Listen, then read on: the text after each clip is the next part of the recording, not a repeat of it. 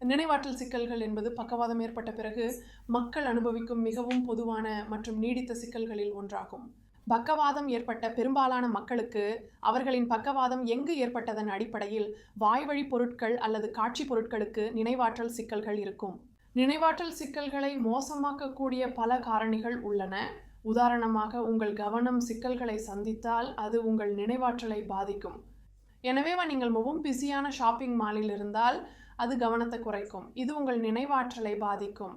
மற்ற காரணிகள் போதிய உணவு, தூக்கமின்மை, உடற்பயிற்சி குறைவு, மன அழுத்தம் அல்லது கவலை போன்றவை உங்கள் நினைவாற்றலை எதிர்மறையாக பாதிக்கும். மனச்சோர்வு போன்ற குறைந்த மனநிலை போன்றவை உங்கள் நினைவாற்றலை பாதிக்கும். அவை அனைத்தும் உங்கள் நினைவாற்றலை எதிர்மறையாக பாதிக்கும். ஆனால் நினைவாற்றல் சிக்கல்களை ஈடுகட்ட பல வழிகள் உள்ளன. துரதிர்ஷ்டவசமாக பக்கவாதம் அல்லது மூளை காயம் ஏற்பட்ட பிறகு ஒருவருக்கு அவர்களின் நினைவாற்றலை மீண்டும் கொடுக்க ஒரு வழி எங்களிடம் இல்லை. ஆனால் அதற்காக ஈடுகட்டும் வழிகளை நீங்கள் கற்றுக்கொள்ளலாம். உதாரணமாக, மக்கள் நினைவில் கொள்ள கடினமாக இருக்கும் பொதுவான விஷயங்களில் ஒன்று, அவர்கள் மருந்து எடுத்துக்கொள்ள வேண்டும் அல்லது அதை ஏற்கனவே எடுத்துக்கொண்டார்களா என்பதை நினைவில் கொள்ள வேண்டும். அதை சரி செய்ய அல்லது தீர்க்க எளிய வழி, உங்கள் மருந்தாளரிடம் பேசுவது. நான் எப்பொழுது எவ்வாறு மருந்துகளை எடுத்துக்கொள்ள வேண்டும், நான் ஏற்கனவே அந்த அளவை எடுத்துக்கொண்டேனா என்பதை சரிபார்க்க உதவும் பல்வேறு வகையான பிளிஸ்டர் பேக்குகள் பற்றிய தகவல்களை பெறுவது. எனவே குறிப்பிட்ட சிக்கலுக்கு ஈடுகட்டும் ஒரு வழி இதுவாகும்.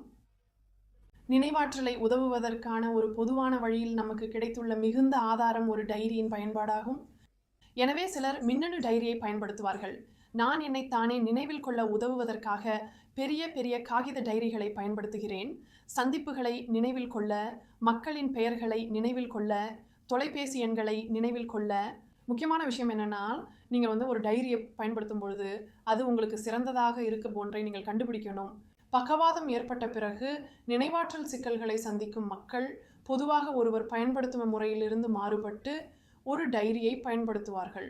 எனவே உதாரணமாக, நான் வைத்திருக்கும் சந்திப்புகளை மட்டும் எழுதுவதற்கு பதிலாக வியாழக்கிழமை எனக்கு உடல் பயிற்சி இருந்தால் என் டைரியில் என் சந்திப்பு இருக்கும். மேலும் சந்திப்பில் நாங்கள் என்ன செய்தோம் என்பதை என் உடல் பயிற்சியாளரிடம் எழுதச் செய்வேன். அந்த வகையில் ஒரு டைரி நீங்கள் செய்ய வேண்டிய விஷயங்களை நினைவூட்டுற வகையில் செயல்படலாம்.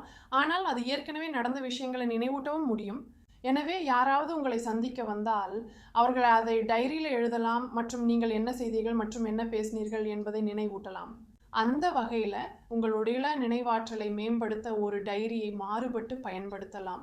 நினைவாற்றலை மேம்படுத்த அல்லது நினைவாற்றல் சிக்கல்களை சமாளிக்க அமைப்புகள் மற்றும் ஒழுங்குகள் உள்ளன என்பது மிகவும் முக்கியமானது.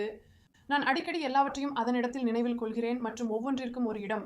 அனைவரும் மறந்துவிடும் பொதுவான விஷயங்களில் ஒன்று அவர்கள் தங்கள் சாவிகளை எங்கு வைத்துள்ளனர் என்பதே.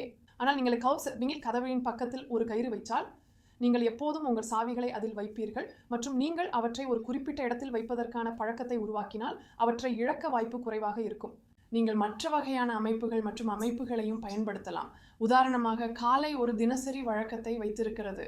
முதலில் நீங்கள் எழுந்து, பின்னர் நீங்கள் உடை அணிந்து, பின்னர் உங்கள் பற்களை துலக்கி, பின்னர் உங்கள் மருந்தை எடுத்துக்கொள்கிறீர்கள். பழக்கங்களை உருவாக்குவதன் மூலம் மற்றும் அமைப்புகளை பயன்படுத்துவதன் மூலம் நினைவாற்றல் சிக்கல் இருந்தால் உங்கள் சுயாதீன நிலையை உண்மையில் மேம்படுத்தலாம்.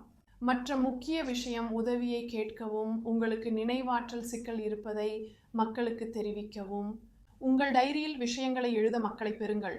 மக்களின் முகங்களையும் பெயர்களையும் நினைவில் கொள்ள கடினமாக இருந்தால் அவர்களின் பெயர் கீழே எழுதப்பட்ட புகைப்படத்தை நீங்கள் வைத்திருக்க முடியுமா என்று கேளுங்கள் மற்றும் அவற்றை நீங்கள் உங்கள் டைரியில் வைத்திருக்கும் இடம் இருக்கட்டும். எனவே நீங்கள் எந்த சிக்கல்களை சந்திக்கிறீர்கள் என்பதை கண்டறிந்து உதவியை பெறுவது மற்றும் அந்த குறிப்பிட்ட சிக்கல்களுக்கு ஈடுகட்டுவது பற்றியது.